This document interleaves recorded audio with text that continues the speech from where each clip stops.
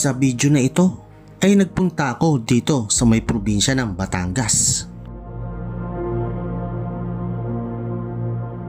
upang personal kong makita ang kalunos-lunos na sinapit ng ating mga kababayan dito sa bahagi ng Laurel, Batangas. 2 linggo na nga ang makalipas nang simulang manalasa ang super typhoon na si Christine, ay kitang-kita pa rin ang pinsalang dulot ng landslide mula sa may kabundukan na malapit dito sa may Laurel, Batangas. So, kuya, maliwanag nangyari? Hapon? Buti, may nangyari pa huli ng gabi? Maraming patay? Nauna ho yung gabi? Nauna yung araw tapos meron pang second? May pangalawa pa? Ganun pala nangyari dito. May umaga na tapos may nangyari pa uli ng gabi. Sa Tapnatcher, ang Laurel ang Tapnatcher. Dito sa disaster. Maraming buhay ang nawala, maraming kabahayan at mga ari-arian ang mabilis na na-wash out sa mabilis lang na trahedyang ito. Kaya sa video na ito ay pinuntahan ko makalipas ang 2 linggong trahedya. Titignan din natin kung ano na nga ba ang sitwasyon ng mga pamumuhay ng mga kababayan natin. Dadaanan din pala natin ang lugar ng Sampaloc, Talisay, Batangas kung saan isa rin pala ito sa nakaranas ng matinding paglandslide. Madami namatay, Diyos, dapat na yun. Maraming namatay doon? Yung nalaglagan doon, malapit doon. Dami namatay dyan, 20. 20?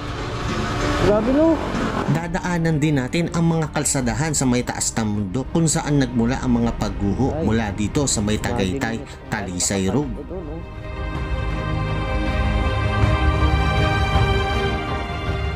Pati na rin sa kalsadang kumukonekta dito sa may Laurel, paahon ng paakyat ng papuntang Tagaytay, Alfonso.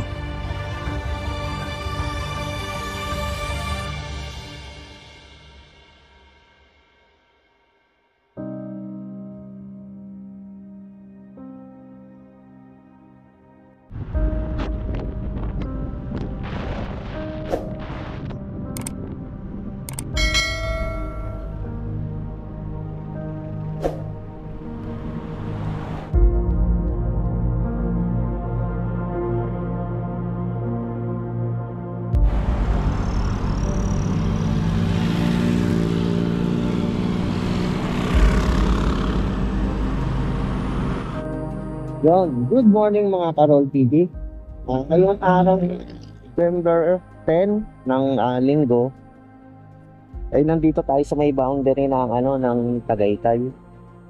So tayo ngayon ay papunta sa may bayan ng Talisay, Batangas kung saan ay bibisitahin natin yung bayan ng Talisay, Batangas kung ano ba yung sitwasyon ngayon doon makalipas ang 2 linggo na trahedyang nangyari sa bayan ng Talisay, no, dahil sa bagyong Christine, no, na 2 linggo na ang nakalipas. So sa vlog natin ngayon, bayan ng Talisay, pati ang bayan ng Laurel, Batangas, no. So pati yung bayan ng Laurel is titignan din natin kung ano na yung sitwasyon ngayon. Matapos ang 2 linggong nakalipas na bagyo ng pagkakasalanta ng kasi ang nabalitaan ko is nagkaroon ng matinding pag-ulan sa bayan na yun, tapos nagkaroon ng landslide, no? Kaya nagsanhi ngayon ng matinding pinsala sa bayan ng Talisay.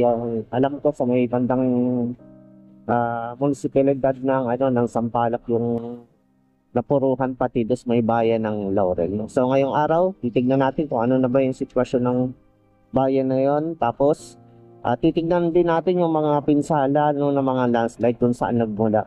Dito nakalagay doon road closed, pero alam ko pwede nang dumaan yung mga motorsiklo. So tara, simulan na natin pang ating pag-vlog.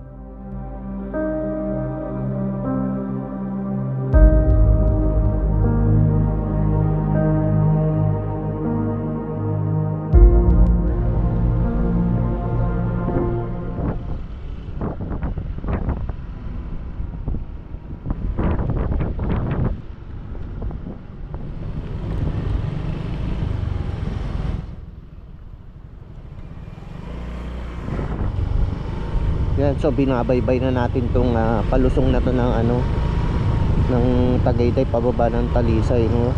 Nakailang balik na rin ako dito, nakailang daan na rin ako dito sa kalsada na.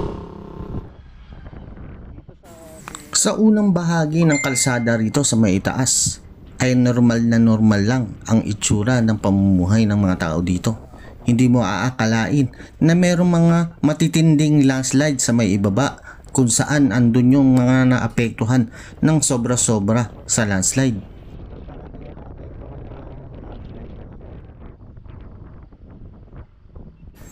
Sa ilang metro lang mula doon sa may taas, pagkakurbada mo ay meron ng mga bahagi ng landslide na nangyari dito. Medyo nalilis na nga lang nila dahil sa 2 linggo na ang nakalipas.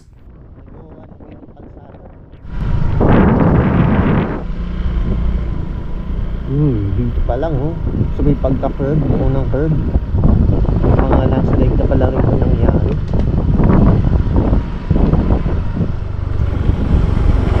Ayan, oh. So talaga palang ano, sa mga part ng bundok dito, talaga palang yung ibang mga bahagi is naglagan talaga pala.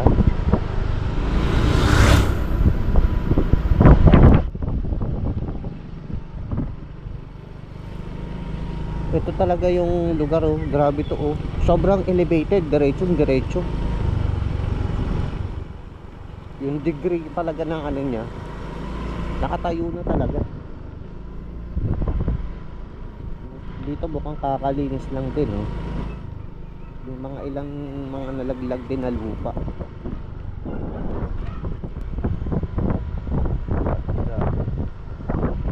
So imagine niyo nung unang mga araw siguro ng pangyayari na to. As in siguro sobrang kapal siguro ng mga lupa na to na nalaglag. Ayan, oh, tapyas, oh.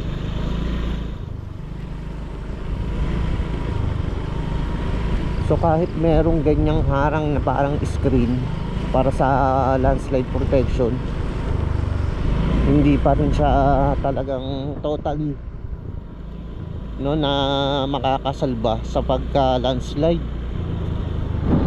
Wow, tignan nyo to. May part ng mga, alam nyo yung barikada, part ng barikada ng ano sa gilid, yung mga pader ito, may kalahati natapya sa may gilid.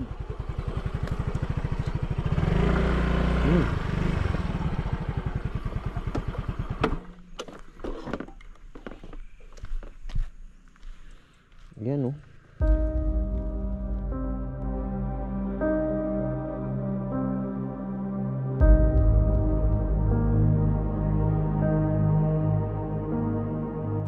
Sa pangyayaring ito, halos mabura na itong kalsadang bahagi na ito. Paano na lang kung malaki ang bahaging naglandslide sa kalsada na ito, di naputol na ang kalsada.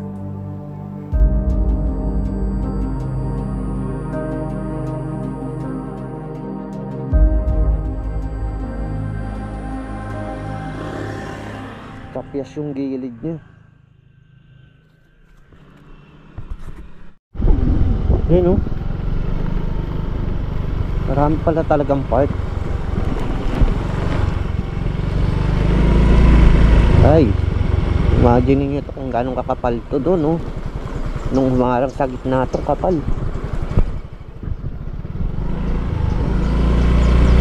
Ito, malaki-laki. Malaki-laki yung tapyas na to.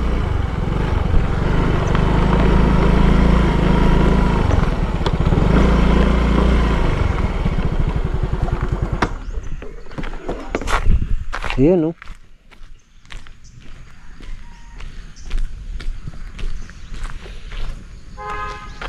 So ngayon kasi 2 weeks na yung nangyayari na yan, kaya medyo nalinis na tong bahagi ng gitna, pero makikita nyo pa rin na one way. Yung gilid hindi pa rin nakiklear. So mataas din yung lupa.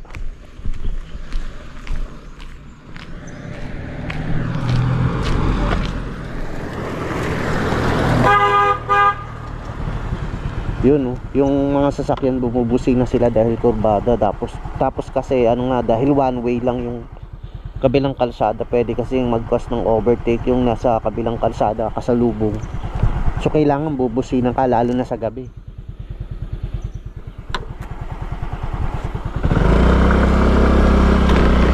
Pa tayo sa unahan, nabati pa tayo. Bukod sa landslide, mag-iingat din kayo pag dadaan kayo rito sa bahaging dito kasi laging may nalalaglag na tubig dito. Laging nagpuputik, naglulumot itong kalsada na to pa naman. Ito yun, may maagos na ano, bukal, tubig. Yung ibang lokal doon sila nag-iigib.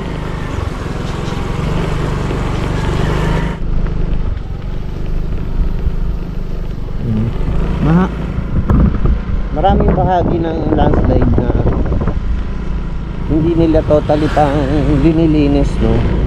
Yung kumbaga ba ano, parang madaanan lang. So yun, bukal talaga. Oh shit, dito rin ito, lalo na rin mukhang makapal yung nangyaring landslide dito.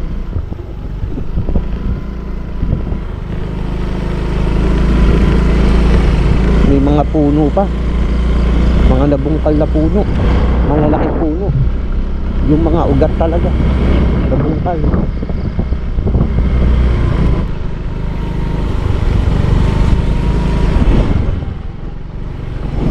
Ay, ang taas.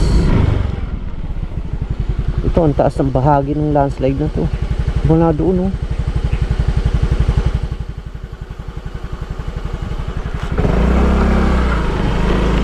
Imagine nyo na lang kung mayroong mga kabahayan dito sa may bandang ibaba.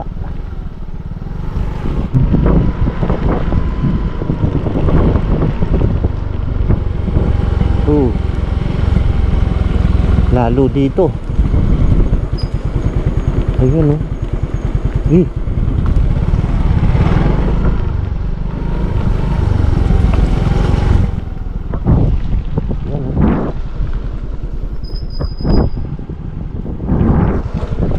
madulas.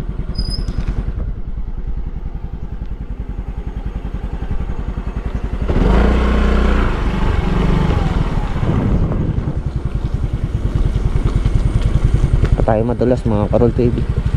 Naalanganin yung preno natin dun sa gilid. Yan, oh.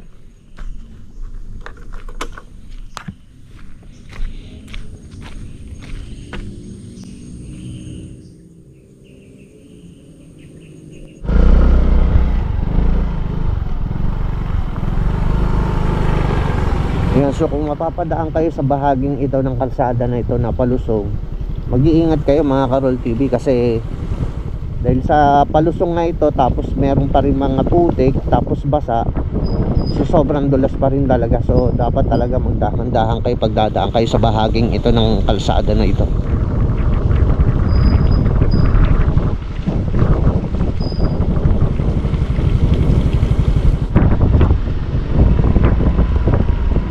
May mga part ng landslide na nadaanan ko, yung mga gilid is na-clear na talaga nila. So pwede nang daanan ng two-way, kabilaan ng kalsada. Mayroong mga ilang bahagi na nalinis na talaga nila yung mga gilid, yung mga lupa.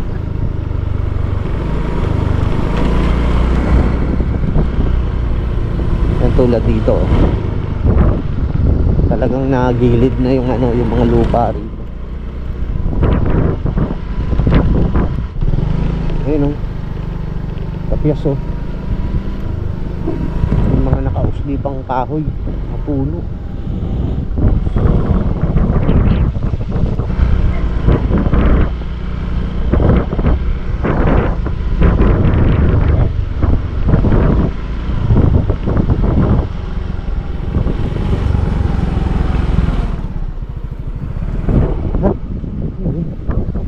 Parang nahukay.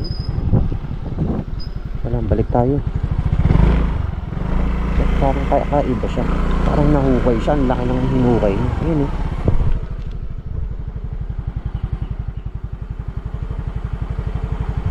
Ang laki ng nahukay. Ito kaya, eh. Ang laki, oh. Ano?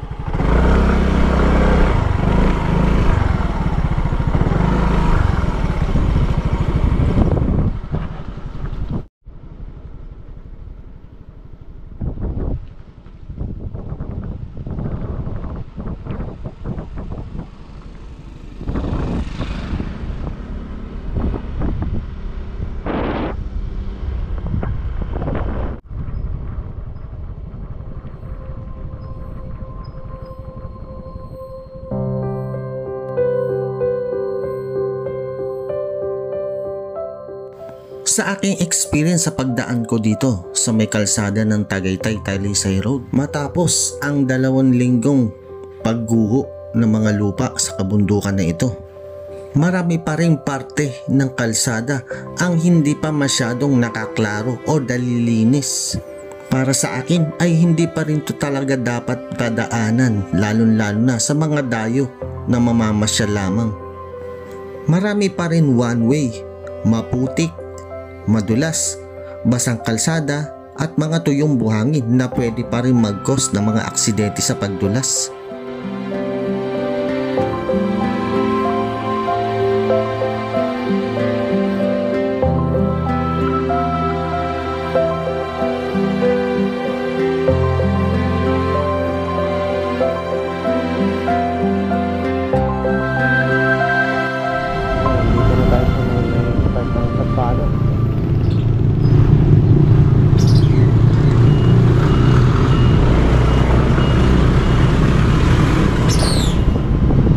Clear na naman na yung mga kalsada rito, kaso nga lang ito sa gilid eh. Ito pa yung mga ibang lupa. Yan. Ito yung katalot ng pagkatapos ng putik. Itabok.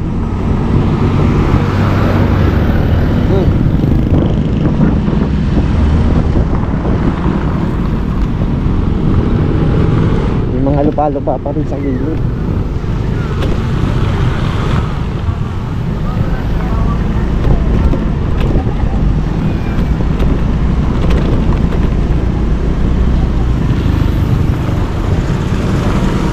Mga ibang residente, mga naglilinis sa kanya-kanilang mga tapat. Tapos may mga ilang bukas na rin ng mga tindahan. May mga ilang bukas na rin ng mga restaurant, mga kainan, mga kantin, karinderya. So nagiging normal na uli yung pamumuhay nila rito.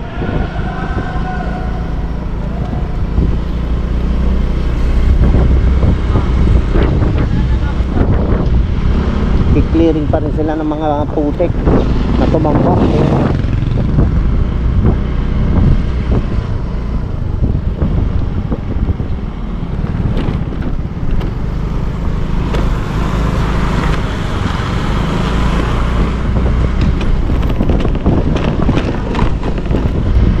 Dito yung mga kailangan bilhin ng mga tao, ng mga pangangailangan sa lugar na ito na dadaanan natin. So normal naman na no, may mga ilang mga commercial na bukas at patuloy na nag-ooperate. Kanilang mga negosyo, mga hanap buhay. Tuloy-tuloy na yung hanap buhay nila dito.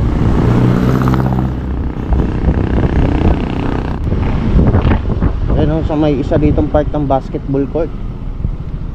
Yung sa gilid kasi niya, yun may landslide. Tapos ito na yung nangyari dito sa basketball court. Ayun o, kita natin. Yan, naglalagagan yung mga lupa rito. So hindi na muna mapapakinabangan tong whole court na to, kasi meron pa mga iilan lupa na galing doon sa may taas.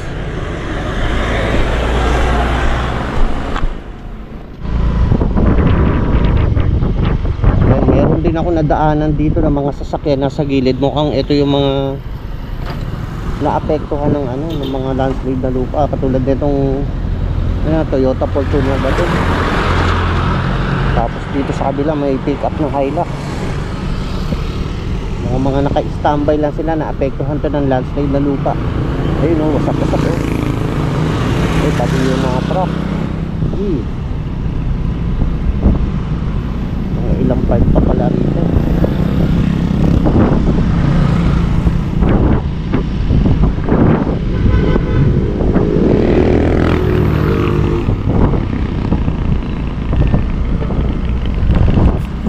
Sa di kalayuan ay meron akong nakitang gasoline station. Sakto, magpapagas na rin ako dahil nag-empty na rin ako. At dito nakakwenduhan ko si kuya na gasoline boy. Dito yung napapanood ko, mga tindi yung ano, lupa, yung pinaso. Premium kuya.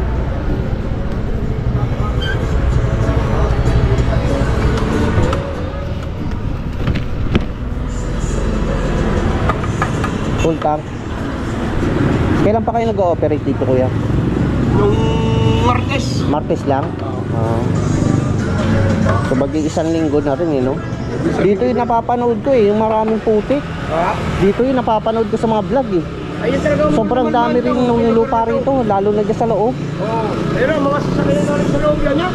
Ayan mga yan. Yung iba na ipagawa na, pinaipatak na. Yung iba nandito muna sa gilid, hindi pa inaasikaso. Grabe no. Dito madami na sira sa paloob na yan. Oo, dyan nga yung napapanood ko. Hindi pa na... Hindi pa rin. Oo nga, hindi pa nakukuha no, yung mga putik. May uwi kong yun, napupunta doon sa labas. Yung na-orange na yan sa loob na yun. Hindi na sa loob, napupunta doon sa labas. Ay, oo, hindi na nga nakaano. Doon galing yan kuya, saan galing ng putik niya na pumasok dyan? Doon, sa tulay. Doon? Gumanon ang lupa? Gumanon? Oo. Talaga? Lalaki ng bato yung gumulong Ayan, dito sa harap niyan. Grabe no. Ang layo pala ng pinanggalingan ng nalaglag. Ayun. Doon sa away lang yun. Ayun ang pinanggalingan siguro. Yan pa, yung mga gumuho yan. Yung mga gumuho na yun. Pero, hindi naman ang landslide yan. Hindi naman yan, ang mga gumuho. Kaya nga, kitang-kita Ganun eh. Marami pala. Pero madami naman tayo. Diyos, tapat na yun. Marami namatay doon? Yan. Yung nalaglagan doon, malapit doon. Mga pamilya. Yan, sa may ukod na yan. Mga pamilya ang namatay dyan. Magpapamilya. Oo, tama naman tayo dyan. 20. 20. Grabe no. 20 mo naman tayo dyan. Ano ba nangyari dito kuya? Maraming ulan? Ilang araw na ulan? Okay, maghapon. Maghapon? Maghapon ang ulan. Yun, doon sila dinali. Taga rito ka rin kuya. Oo. Buti saan ang lugar mo? Hindi ka naapektuhan. Hindi naman masyado. Buti naman. Talaga kawawa mga tao dito. Oo. Kawawa. Lagi mga... Siguro talagang yung kalsada na yan punong-puno na putik. Ito dyan. Puro yan. Putik yan, madami. Yan nga, tamo yung pinaganohan ng putik. Oo nga, ayan oh. Tablang pastaw yan. Makapal no. Kapal. Kawawa nga yung mga namatayan dito. Hindi kasi malapit pala rito sa mga nalaglag. Ito nyo naman yung buhong yan. Dito lahat ang punta niyan. Kaya nga, Gano'n kalalaki ng puno niya nasa kilid niya yan. dalaglag din yung mga yan. Ang tatak, hindi mo mayayapos. Mga troso talaga, ang laki. Mga napagkukuha na eh. Yung unang punta mo dito, kung pumunta agad yung pagkapagyo. Oo, talaga naman. Nung kinabukasan ng umaga, pumunta ka. Pumunta ka na. Talaga naman oh, ang itsura. Ang dami na walang sasakyan dito. Mga motor, tricycle. Kung sa San Inagos. Hindi nakita. Ay talaga?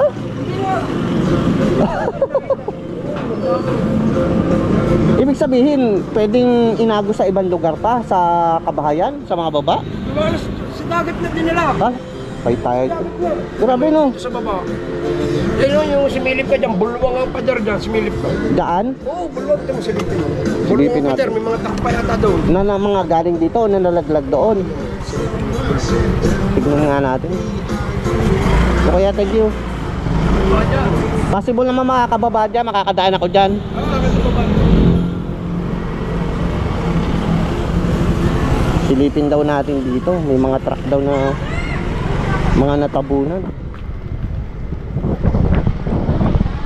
May mga truck daw na natabunan dito eh.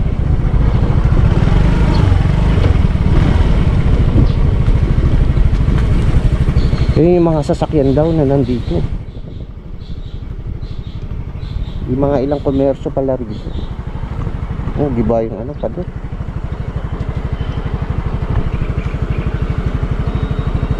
Hindi tayo makakadaan.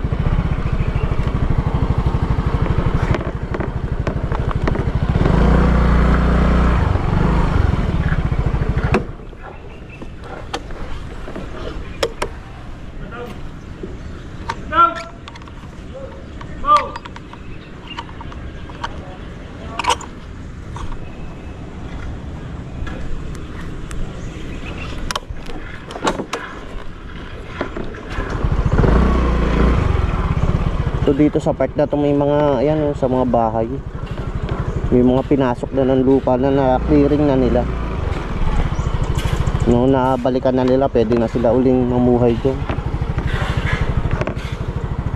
Yung truck, ayan oh. Tignan nyo yung lupa sa ilalim oh.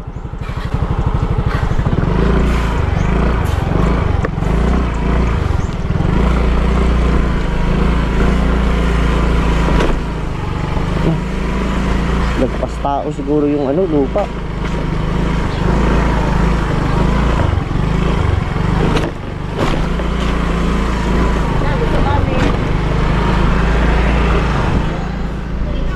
Oo, nakita ko.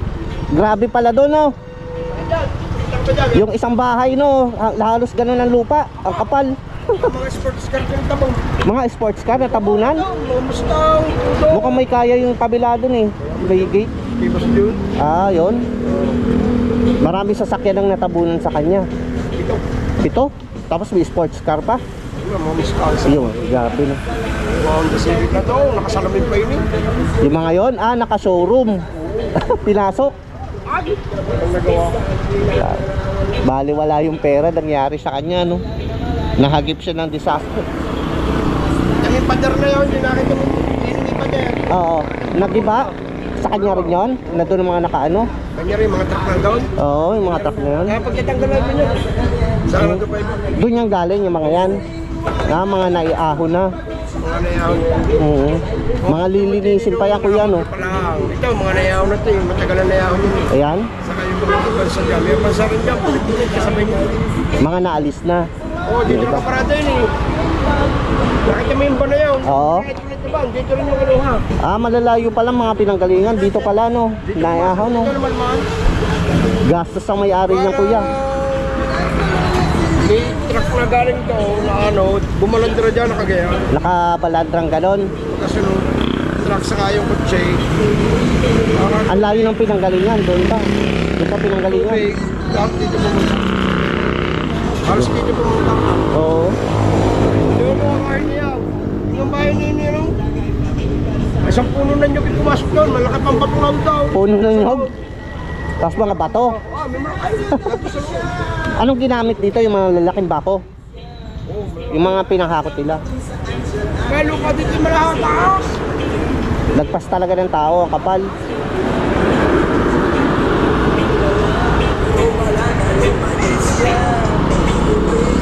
Yung mga ibang part pala rito, yung mga sasakyan galing pa pala doon sa unahan. Tapos dito nadala rito sa lakas ng agos ng tubig tsaka lupa na may kasamang mga puno, mga bato. Sa sobrang lakas daw yung mga sasakyan daw, ang lalayo daw ng rinagasa mula dito sa unahan sa may tulay papunta dun sa may gasolinahan. Tapos ito daw kalsada na to, sobrang kapal daw ng putik dito, lagpas tao daw. Ito yung tulay na sinasabi siguro.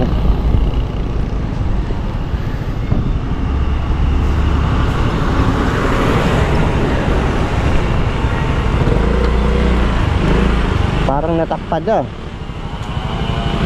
Ang dami yung mga troso.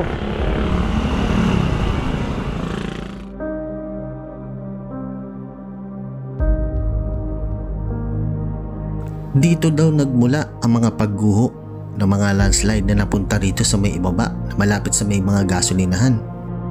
Dito daw sa may bahagi ng kabundukan kung saan malapit dito ang labis daw na napinsala ng pagguho. At marami rin mga buhay ang nawala.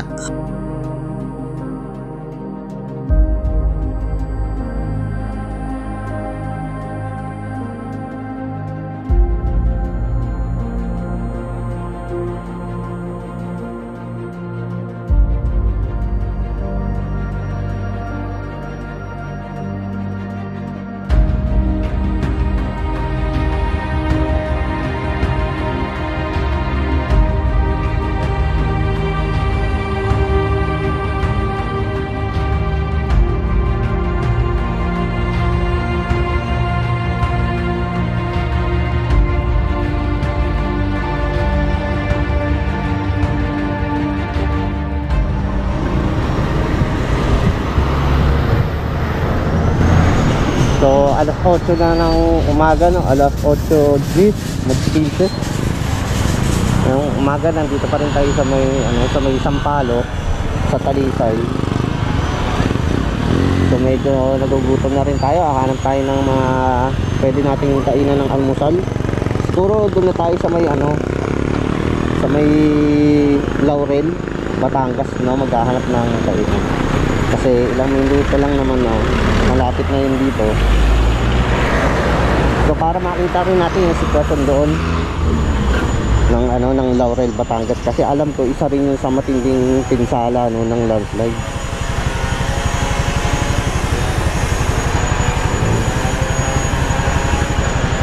So tara.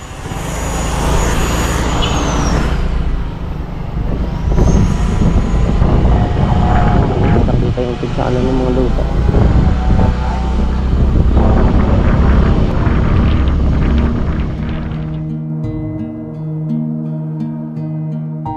Sa ngayon, ang sitwasyon dito sa may Sampaloc, Talisay ay nagiging normal na. Unti-unti nang nanulumbalik ang pamumuhay ng mga tao dito. Marami na rin akong nakikita mga establishment na nagbubukas, katulad ng mga negosyo na meron dito, katulad na lang ng mga kainan, ng mga palengke, at mga pangangailangan ng tao sa bilihin. Marami na rin ako nakikita mga mangingisda na pumapalaot dahil hindi naman naepektuhan ang mismong lawa ng Taal. Nagiging normal naman na ang daanan ng mga kalsada rito, although meron pa ako nakikita na mga ilang putik sa may kalsada at lupa, pero kanya-kanya naman linis ang mga residente rito.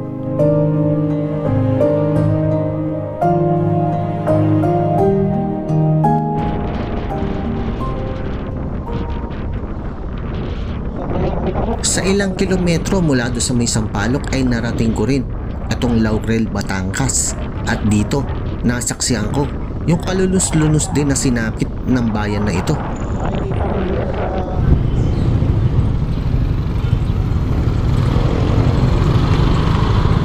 Yung City Hall ng Laurel, Batangas.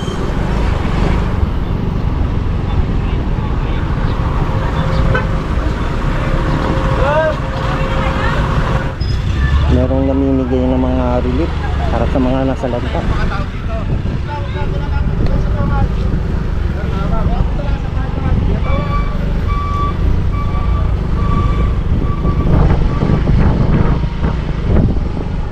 Ayun, no? Kapal ng ng lupa. Ang daming mga kahoy.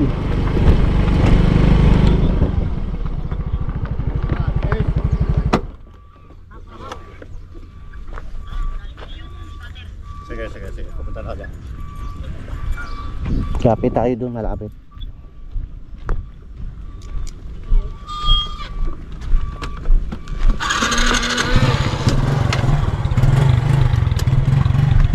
Oh, grabe. Grabe yung pinsala niyo, no? Malaking pakinabang tuntulay na to para sa mga residente ng taga Laurel, Batangas. So dahil sa ito, diba ngayon, hindi natin alam kung saan yung alternate route na pwedeng nilang daanan patawid doon sa may kabilang barangay. Tignan nyo, ang lawak ng tulay na to na nawasak.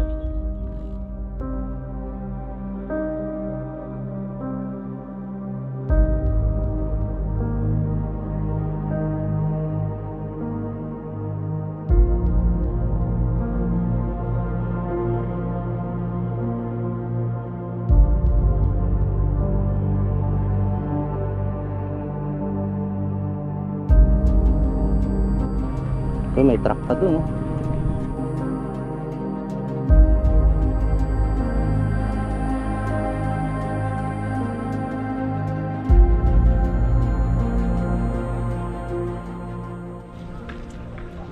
So yung mga residente bumababa rito, dun dumadaan. Tapos may bahagi doon ng kalsada na pwedeng daan ng pansamantala, pantao at saka bisikleta. Pwede.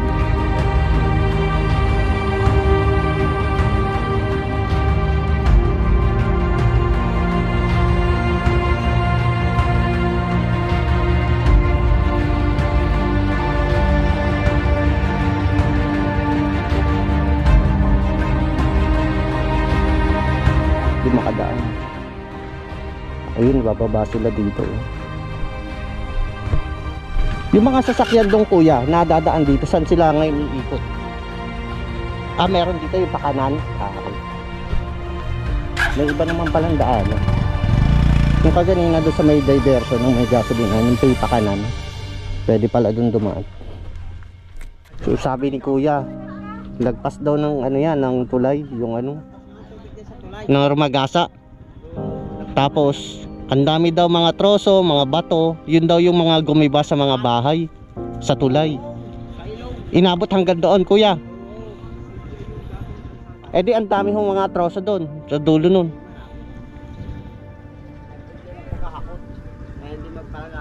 Ay, oo, tama. Masyadong malayo na, hindi na mapupuntahan ng mga pang ano, equipment. Ay, hindi na kaya yan. Hindi na kaya na ho, no? Wala nang dadaanan. Wala. Lulubog yan doon.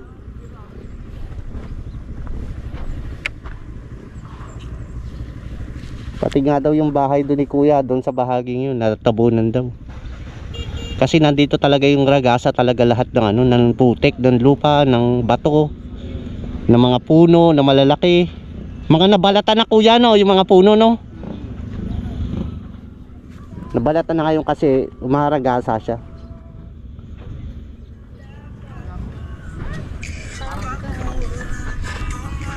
Anong oras yan kuya? Maliwanag? Nangyari?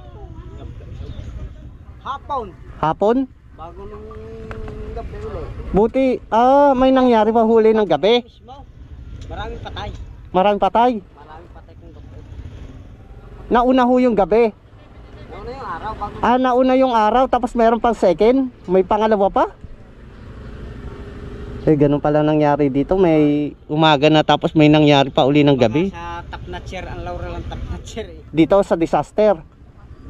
Laurel talaga. Inadaanan ko doon sa ano sa Sampaloc eh. Yung bahagi lang doon sa may mga gilid-gilid na bundok. May 20 daw ho namatay doon eh. Kung may ikot man Laurel talaga ito. Dito.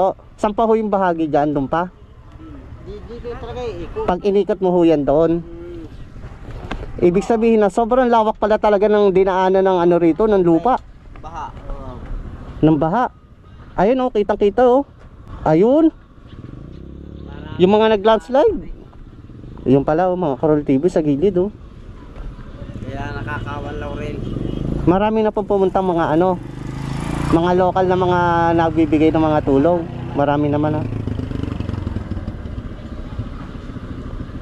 Awa ng Diyos meron naman.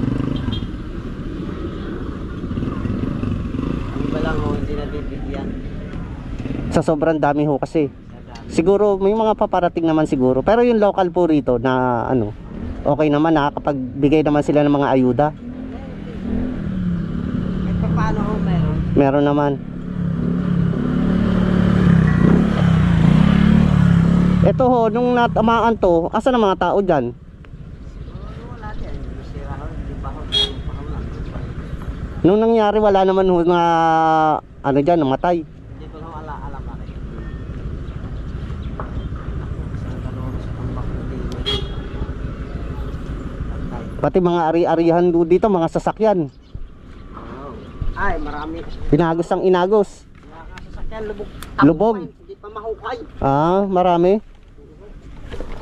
Ito. Si dito rin daw yung maraming napinsala. Meron na rin naman mga ilang komerso dito ng mga patuloy na rin nagbubukas, nag-ooperate. Yan katulad na lang dito sa bahaging ito. Ayan, may mga naglilinis pa, no?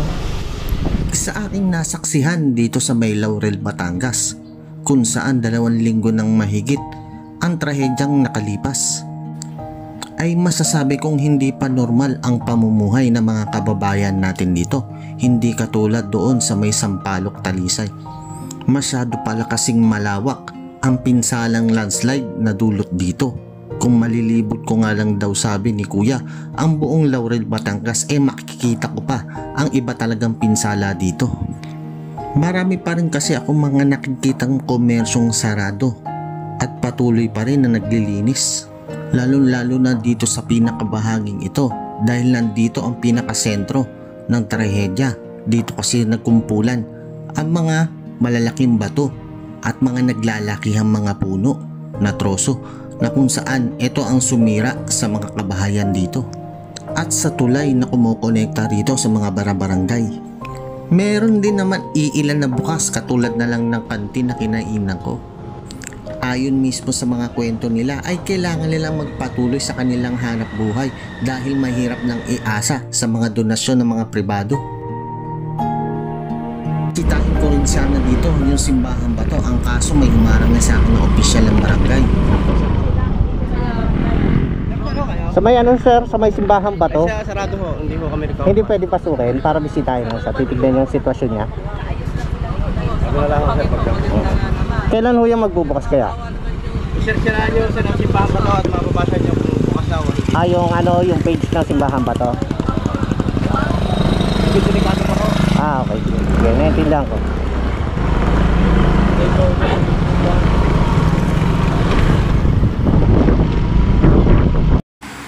Kaya't minabuti ko ng umakyat at puntahan yung kalsada sa taas ng bundok kung saan ito yung papunta sa may Tagaytay. Dito rin kasi makikita ng malapitan yung mga landslide na nanggaling dito sa may ibaba ng Laurel. Yun. Meron ditong warning, uphill and zigzag road. So ito na ata yung mataas, yung mapatarik na zigzag road no, paakyat ng ahon. So kailangan natin mag-ingat dito at magdahan-dahan dahil siyempre may mga lupa-lupa pa rin ditong natitira sa kalsada na ito.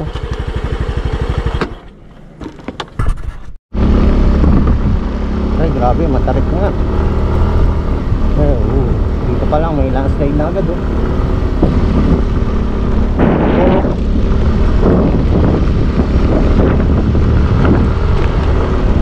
Nasa taas na kasi tayo.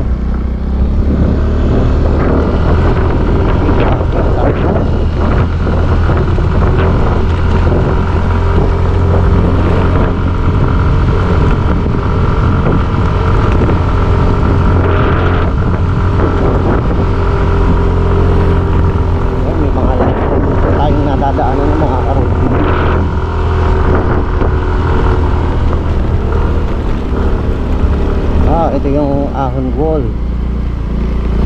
Ayan ha.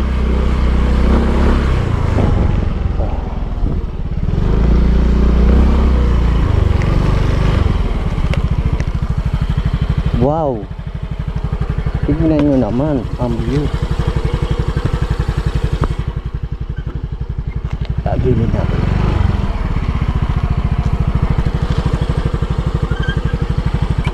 Tignan nyo naman dito mga Karol TV oh.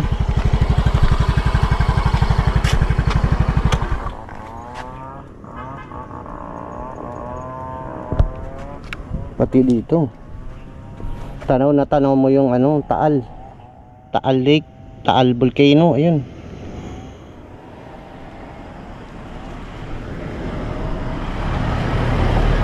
Dito sa kabila. Dito tignan natin.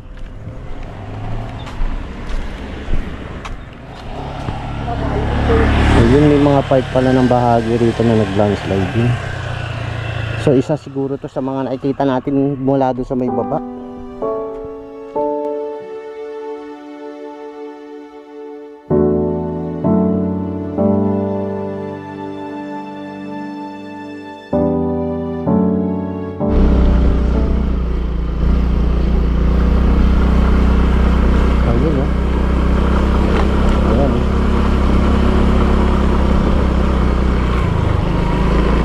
Yung bahagi na nakita natin sa doon. Ay, nalagas pala to. Yun, ito yun.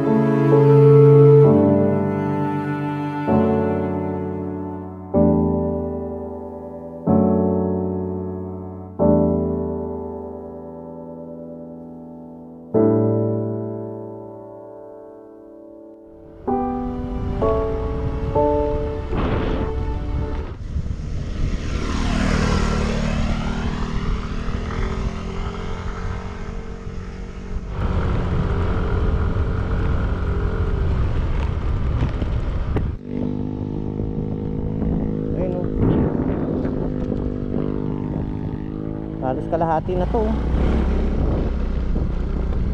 Sabi natin.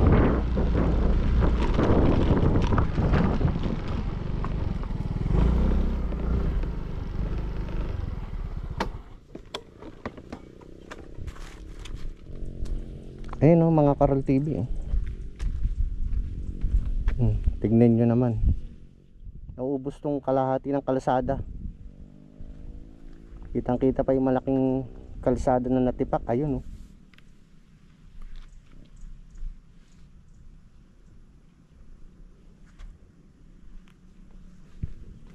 kabilaan siya. Isa doon tapos doon sa pagdaan natin.